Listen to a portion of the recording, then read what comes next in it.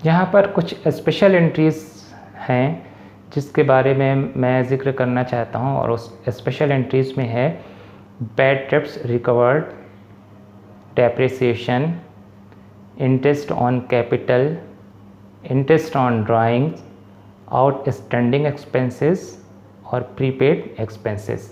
ये कुछ special cases हैं और इसमें हम बात करते हैं कि किस तरीके से यहाँ पर एंट्री करनी है इनकी। तो सबसे पहले आते हैं बैड डेब्ट्स के बारे में। बैड डेब्ट्स रिकवर्ड यानी कि किसी को उधार माल बेचा या किसी को उधार पैसा दिया था, उसमें से कुछ पैसा तो मिल गया था, कुछ पैसा नहीं मिल पाया था और अब हमको वो पैसा मिल रहा है, यानी उसकी बैड डेब्ट्स जो हो गया था वो उसकी रिकवरी होने वाली है। तो यहाँ पर एंट्री करते हैं, अगर हमें बैड डेब्ट्स रिकवर हो रहा है, तो चूँकि बैड डेब्ट्स रिकवर हो रहा है, जो पैसा नहीं मिला था अब मिल रहा है, तो एक तरीके से हमको कैश की फॉर्म में मिल रहा है। तो इसकी एंट्री क्या करेंगे, cash account debit to bad debts recover account. क्योंकि यहाँ पर कैश आ रहा है तो कैश अकाउंट को हम डेबिट कर देंगे। इसी तरीके से डेप्रिसिएशन की बात करते हैं। डेप्रिसिएशन में कुछ खास बात मैं और बताना चाहता हूँ। सबसे पहले तो ये समझ लीजिए कि जो डेप्रिसिएशन चार्ज किया जाता है वो फिक्स्ड एसेट्स पे चार्ज किया जाता है। दूसरी चीज़ क्या है, लैंड ज़मीन पर डेप्रिसिएशन नहीं लगता है क्योंकि उसकी कॉस्ट बढ़ती जाती है, उसकी जो वैल्यू है, वैल्यू ज़मीन की बढ़ती जाती है। तीसरी चीज़ ये है कि जो डेप्रिसिएशन है वो एक तरीके से नॉन कैश आइटम है, क्योंकि है तो ये एक्सपेंसेस ही, लेकिन हम इसका जो पेमेंट है किसी थर्ड पार्टी को नहीं करते हैं, तो इसलिए नॉन कैश आइटम में शामिल किया जाता है।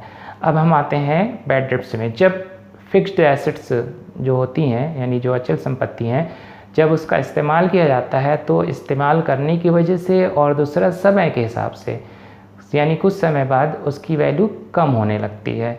तो जितनी भी वैल्यू कम होती जाती है उसको हम लोग डेप्रिसिएशन बोलते हैं, ह्रास बोलते हैं। और इस डेप्रिसिएशन को किस तरीके से चार्ज करना है, किस तरीके से डेप्रिसिएशन लगाना है फिक्स्ड एसेट्स में, उसके बहुत सारे तरीके हैं, बहुत सारे मेथड्स हैं। तो किसी भी मेथड्स का इस्तेमाल किया जा सकता है। तो मैं यहाँ पर बात कर रहा हूँ डेप्रिसिएशन की। अगर किसी एसेट्स पे डेप्रिसिएशन लगाया जाता है तो एक तरीके से ये हमारे लिए खर्चा है, यानी ये नॉमिनल अकाउंट का जो रूल है वो यहाँ पर लागू होगा। तो इसकी एंट्री होगी depreciation account debit to assets account, क्योंकि यहाँ पर एसेट्स पे डेप्रिसिएशन लगाया जा रहा है।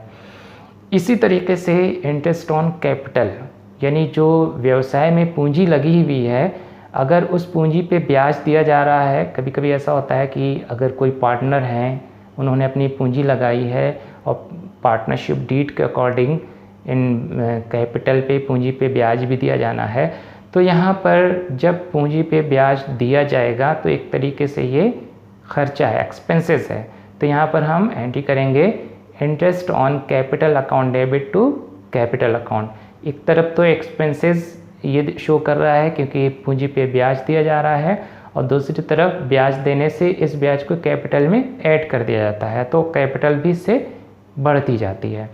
तो ये हम इस तरीके से इसकी एंट्री कर लेंगे।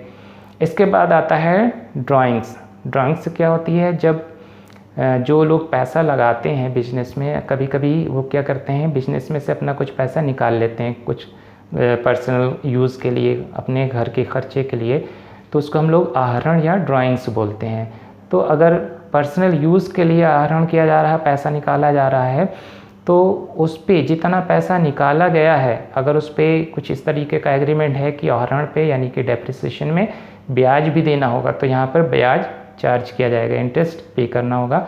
तो जब यहाँ पर ब्याज चार्ज किया जा रहा है, यानी कि एक तरीके से ब्याज मिल रहा है, तो चूँकि ब्याज आ रहा है, इंटरेस्ट आ रहा है, तो इंटरेस्ट को हम यहाँ पर, हमारे लिए इंटरेस्ट एक तरीके से इनकम है। एक व्यवसाय के लिए यहाँ पर इंटरेस्ट इनकम है। तो इनकम यानी कि जो नॉमिनल अकाउंट है उसके हिसाब से इंटरेस्ट को क्रेडिट कर दिया जाएगा। तो एंट्री होगी drawings account debit to interest on drawing account. ये इस तरीके से एंट्री हो गई। इसके बाद अब हम आते हैं आउटस्टैंडिंग एक्सपेंसेस। जैसे कि मान लीजिए आउटस्टैंडिंग एक्सपेंसेस क्या है, पहले तो इसको समझ लीजिए।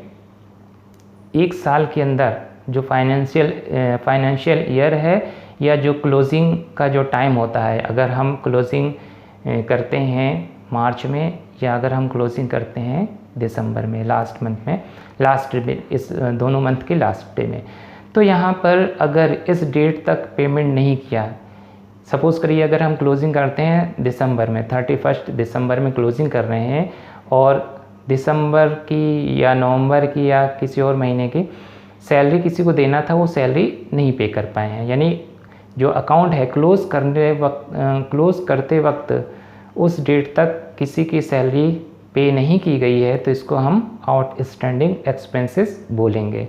यानी कि ये जो एक्सपेंसेस है ये करंट ईयर का ही है, भले से इसका पेमेंट अगले साल किया जाए, लेकिन इसका जो खर्चा है वो इसी साल का माना जाएगा। तो यहाँ पर चूँकि सैलरी पे करना है और सैलरी यहाँ पर एक्सपेंसेस है, तो नॉमिनल अकाउंट के हिसाब से यहाँ पर जो एंट्री होगी वो होगी salary account debit to outstanding salary account. इसी तरीके से अब हम आते हैं प्रीपेड में। प्रीपेड में क्या होता है? आउटस्टैंडिंग का जस्ट अपोजिट। जैसे कि मान लो हम जो एडवांस में पे कर रहे हैं, यानी नेक्स्ट ईयर का जो एक्सपेंसेस है, जो नेक्स्ट ईयर में हमको पे करना चाहिए था, वो हम इसी साल पे कर दे रहे हैं, तो वो कहलाता है प्रीपेड एक्सपेंसेस, यानी कि एडवांस में पे करना। सपोज़ करो कि हम बात करते हैं इंश्योरेंस प्रीमियम की, हर साल हमको प्रीमियम देना है इंश्योरेंस का, लेकिन हमने क्या किया कि जो नेक्स्ट ईयर में पे करना था वो हमने इसी साल पे कर दिया है, तो ये हमारे लिए प्रीपेड एक्सपेंसेस हो जाएगा। Prepaid insurance premium account debit to insurance premium account. इस तरीके से हम ये एंट्री कर लेंगे। यहाँ पर जो स्पेशल एंट्रीज़ हैं इस तरीके से हम कंप्लीट कर लेंगे। आपको जो भी इसमें पूछना है आप कमेंट्स बॉक्स में पूछ सकते हैं। Okay, bye.